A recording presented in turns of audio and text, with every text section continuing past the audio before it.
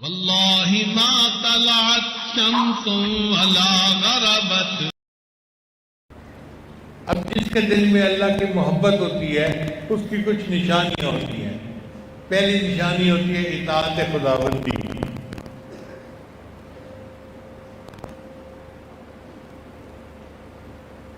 ام المؤمنین سعودہ رضی اللہ تعالیٰ عنہا نبی اسلام کی وفات کے بعد اپنے حجرے سے باہر نہیں نکلتی تھی، کبھی بھی نہیں نکلی. ایک مرتبہ ایک عورت نے کہا آپ حج نہیں کرتی، عمرہ نہیں کرتی، عبادت ہے کیا کریں. انہوں نے جواب دیا کہ میں نے نبی علیہ السلام کی موجودگی میں حج بھی کر لیا، عمرہ بھی کر لیا. اب نبی علیہ السلام وفات پا گئے، اب میرے لیے اللہ کا حکم ہے وَقَرْنَ فِي بُيُوتِكُنَّ، اے عورتوں تم اپنے گھروں میں ہی رہو، بلا مقصد گھر سے باہر نہ نکلو. تو میں کیوں نکلوں؟ کہتے ہیں کہ اس بات کے بعد ان کا جنازہ ان کے گھر کے دروازے سے باہر نکلا، وہ گھر سے باہر نہیں نکلی. اللہ تعالیٰ کے حکم کی اطاعت کتنی ضروری ہے.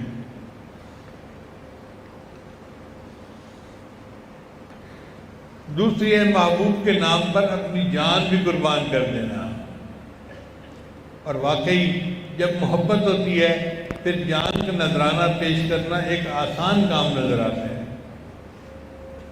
حضرت شیخ الحدیث مولانا زکریا رحمۃ اللہ نے واقعہ لکھا ہے، احد کا میدان تھا اور اگلے دن جنگ ہونی تھی. تو عبداللہ بن جحش رضی اللہ عنہ ایک صحابی تھے، انہوں نے اپنے دوست کو کہا کہ یار جہاد کے میدان میں مجاہد کی دعا قبول ہوتی ہے، کیوں نہ ہو آپ دعا مانگیں میں آمین کہتا ہوں، پھر میں دعا مانگوں گا آپ آمین کہنا. دونوں اس پہ متفق ہو گئے.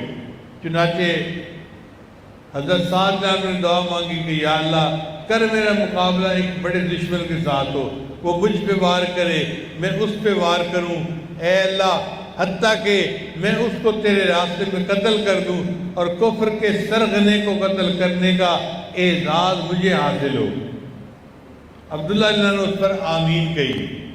اب عبداللہ کی باری تھی، انہوں نے دعا مانگی یا اللہ کر میرا مقابلہ ایک بڑے قوی دشمن کے ساتھ ہو، وہ مجھ پہ وار کرے میں اس پہ وار کروں، اے اللہ وہ ایک ایسا وار کرے کہ مجھے تیرے راستے میں شہید کر دے، اور اے اللہ اس کے بعد وہ میری آنکھیں نکال دے اور میرے کان کاٹ لے اور میں اس حال میں قیامت کے دن آپ کے سامنے پیش کیا جاؤں اور آپ مجھ سے پوچھیں عبداللہ تیری آنکھوں کا اور تیرے کانوں کا کیا بنا، تو میں کہوں اللہ تیرے نام پر اپنی جان کی نذرانہ پیش کر کے آیا تھا. چنانچہ سعد نے اس پر آمین کہی.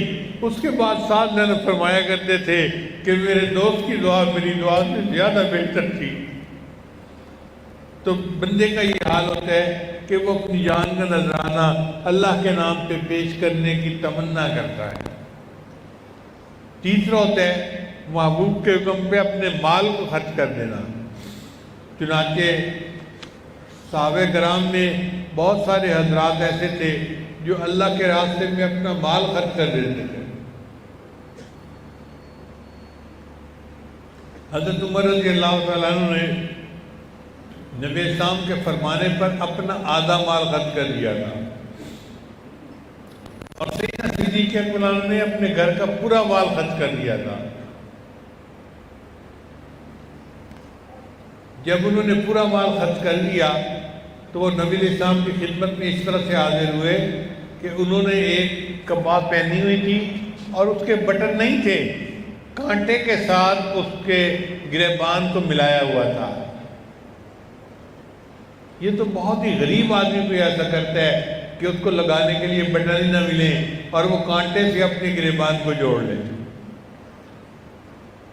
حضرت ابن عمر فرماتے ہیں کہ میں اس مجلس میں شریک تھا کہ جبریل علیہ السلام آئے اور انہوں نے آ کے کہا اے اللہ کے نبی صلی اللہ علیہ وسلم آج ابو بکر نے اپنے گریبان کو کانٹے کے ساتھ کیوں ملایا ہوا ہے؟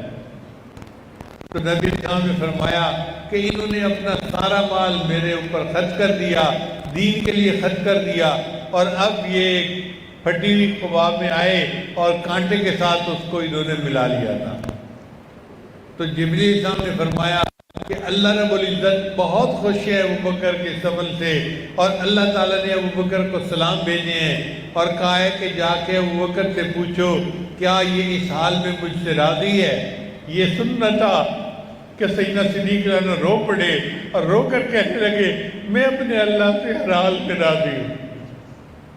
اتنا اپنا مال اللہ کے محبوب پہ خرچ کیا کہ اللہ نے پوچھوایا کیا تم اس حال میں مجھ سے راضی ہو، اور انہوں نے کہا کہ میں ہر حال میں اپنے اللہ سے راضی ہوں۔